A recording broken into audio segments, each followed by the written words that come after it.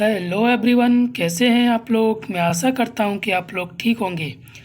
तो जो हमारी हिंदी का सेशन चल रहा था, आप सभी को पता है जो हिंदी का मैं सेशन लेकर आया हूं वो जितने भी कॉम्पिटिटिव एग्ज़ाम होते हैं, जैसे कि आपको लिखा हुआ दिख रहा है सामने, ऑल कॉम्पिटिटिव एग्ज़ाम्स, ठीक है ना।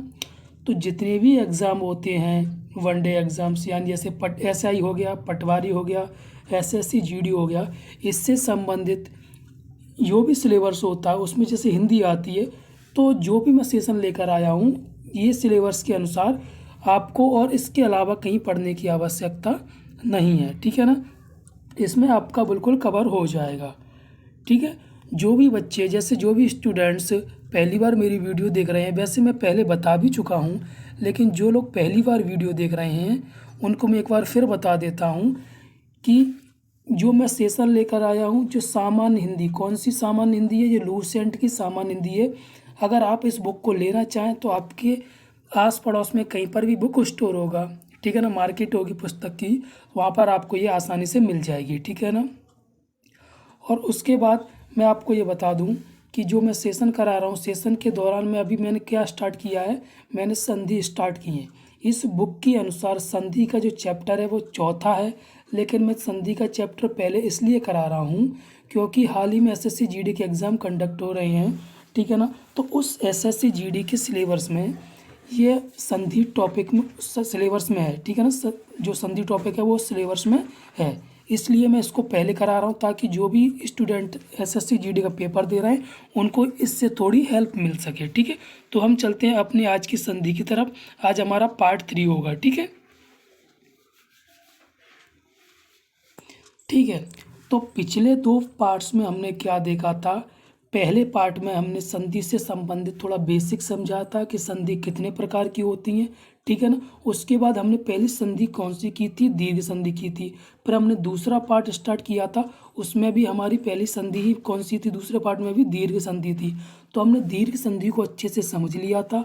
उसके बाद हमारे सेकंड नंबर की संधि कौन सी है, ये मैं जो करा रहा हूँ स्वर संधि के अंदर करा रहा हूँ, ठीक है ना। हमारी मेजर संधि कितनी होती हैं, 3 होती हैं, स्वर संधि, व्यंजन संधि और विसर्ग संधि। तो स्वर संधि के अंदर हमने पहली संधि कौन सी देख ली है, दीर्घ संधि देख ली है।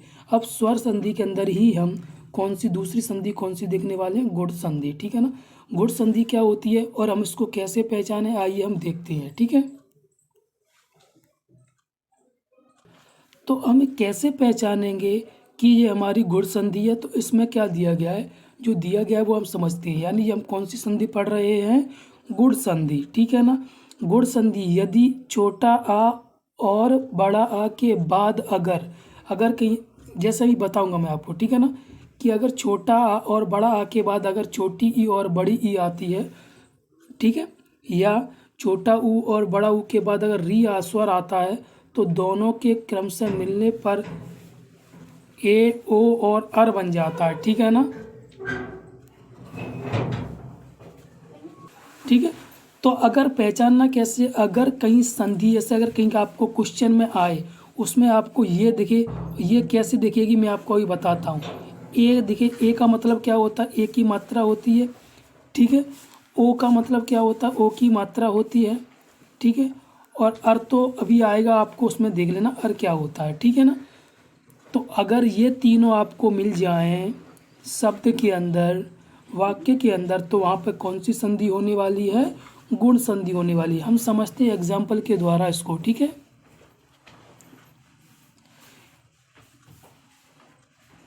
ये थोड़ा सही नहीं आया है, इसको आप थोड़ा देख लेना, मैं समझा देता हूँ तो आप लिख लेना, ठीक है ना।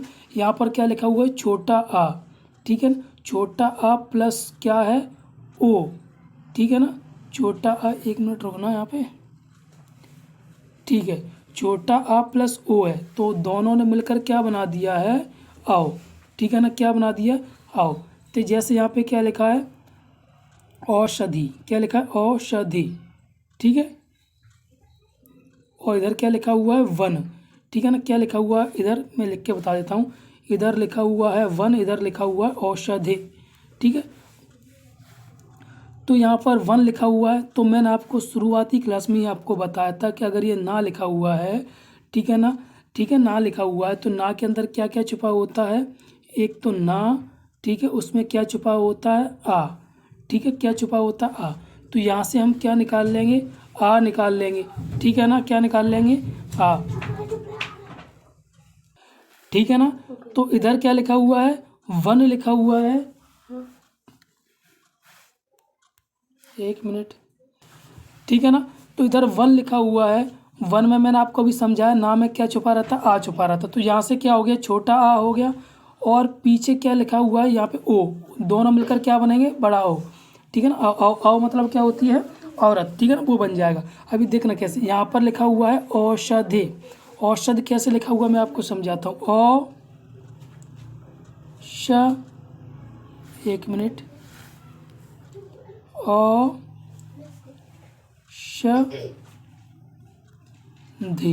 ठीक है ना, ये लिखा हुआ। तो यहाँ पर जो ओ है वो हमने निकाल लिया। ठीक है ना, यहाँ से हमने आ निकाल लिया, यहाँ से हमने ओ निकाल लिया। दोनों मिलकर क्या बनाएंगे, ये बना देते हैं औ। औ मतलब क्या होता, औरत वाला औ।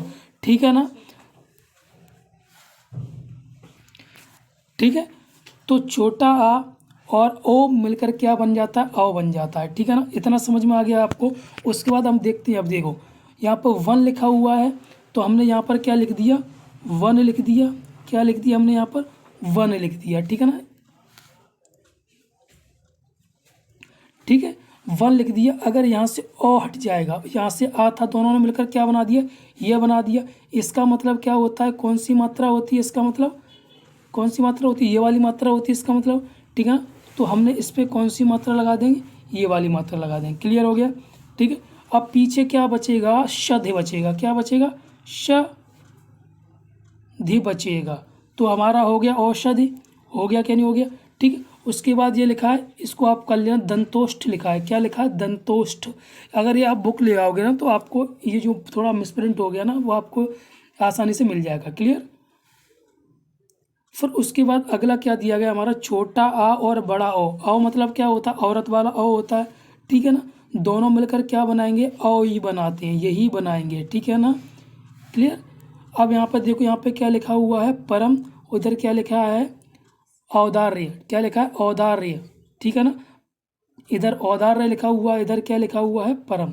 ठीक है ना, कठिन लगे ना तो कोई प्रॉब्लम नहीं है, लेकिन आपको बस कॉन्सेप्ट समझना है। ठीक है ना, यहाँ पे परम, तो माँ में क्या छुपा हुआ है, अब तो बार बार बताने की आवश्यकता नहीं है, छोटा आ छुपा हुआ है।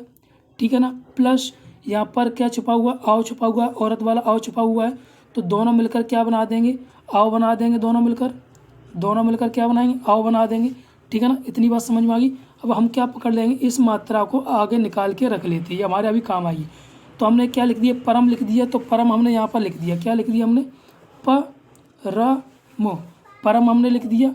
ठीक है ना, उसके बाद औ की मात्रा हम किस पे लगा देंगे, इस पे औ की मात्रा लगा देंगे। ठीक है ना, अब उसके बाद क्या बचा, दार्य बचा। दार्य, अब पीछे हम क्या लगा देंगे, यहाँ पे दार्य लगा देंगे। ठीक है ना, तो हमारा क्या हो जाएगा, परमाव दार्य। ठीक है ना, क्लियर।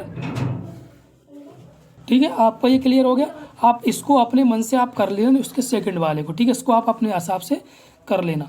उसके बाद अगला क्या दिया गया हमारा, बड़ा आ और ओ। ठीक है ना, क्या दिया गया है, बड़ा आ और ओ। ठीक है, ओ मतलब ओखली वाला ओ दिया गया है। ठीक है ना, इससे मिलकर क्या बना है, औ यानी औरत वाला औ बना है। ठीक है ना, तो यहाँ से क्या लिखा है, महा लिखा है। महा में आपको पता है, हा के बाद क्या लगा हुआ है, हा पे क्या लगा है, बढ़िया का डंडा। बढ़िया का डंडा का मतलब क्या होता है, बड़ा होता है। यहाँ पर क्या लगा, ओ। कौन सा वाला, ओखली वाला ओ लगा हुआ है। ठीक है ना, और दोनों मिलकर क्या बना देंगे, औ बना देते हैं, दोनों मिलकर। क्लियर।